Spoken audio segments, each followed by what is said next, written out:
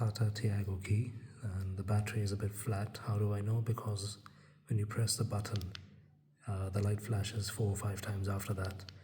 This is a signal that means the battery is flat, and also it's being difficult to open the door and lock the door with it. So how do you take it out? You need a small screwdriver. Get your thumb into the clip here, and you might need to use a screwdriver to undo this clip.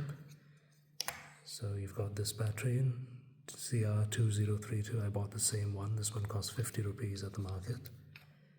You can get it at any watch repair shop or any sunglasses shop which does the same work. Take it out with a screwdriver and put the new one in. The plus side stays on top. Put the cover back on.